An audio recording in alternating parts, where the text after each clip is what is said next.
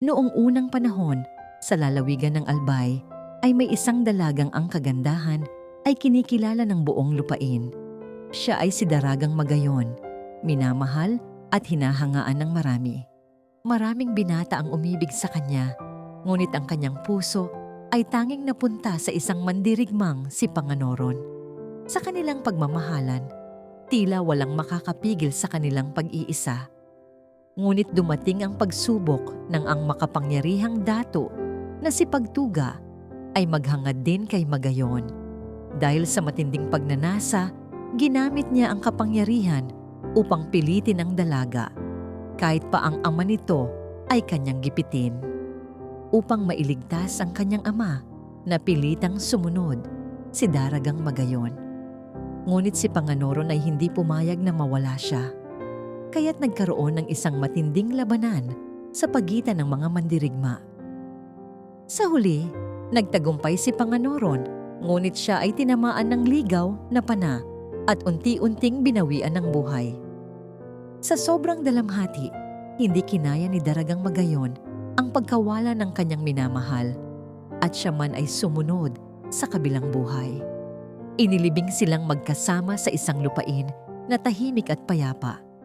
Ngunit paglipas ng panahon, ang lupa ay unti-unting umangat at naging isang napakagandang bulkan na may perpektong hugis. Ito ang Mayon Volcano. Sinasabi ng mga matatanda na tuwing ito ay nag-aalboroto, iyon ay ang damdaming hindi pa rin humuhupa, isang pag-ibig na patuloy na nabubuhay sa ilalim ng lupa. Ngunit sa paanan ng bulkan, may isa pang kwento na matagal nang ikinukwento ng mga tao. Sa Kagsawa Ruins, kung saan makikita ang natitirang kampanaryo ng dating simbahan, may mga lumang salaysay ang mga nakatatanda. Ayon sa kanila, may mga pagkakataon daw noon na may nakikitang napakalaking ahas na tila nakapulupot sa paligid ng Kagsawa at paanan ng Mayon. Ito raw ay napapansin lalo na sa mga gabing tahimik kapag makapal ang hamog at tila hindi gumagalaw ang hangin. Sa mga unang kwento, sinasabi ng ilan na ito raw ay bantay ng bulkan, habang ang iba naman ay naniniwala na ito ay simbolo ng puwersa sa ilalim ng lupa na gumagalaw kapag may pagbabago sa paligid. May mga nagbahagi rin ng kanilang mga karanasan, ngunit habang tumatagal, unti-unti nang nawala ang mga ganitong pag-uusap. Wala na ring gaanong nakakakita o nakakapagpatunay.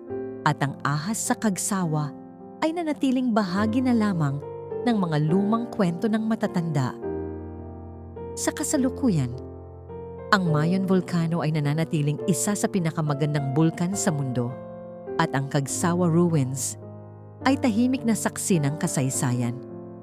Ang kwento ng serpiente ay patuloy na nabubuhay sa alaala ng ilan, hindi bilang katotohanang nakikita araw-araw, kundi bilang isang misteryong bahagi ng paniniwala at kwento ng mga ninuno. Aral ng kwento. Ang mga alamat ay maaaring maglaho sa paningin ng marami, ngunit nananatili silang buhay sa alaala ng nakaraan bilang paalala ng hiwaga ng kalikasan at kasaysayan.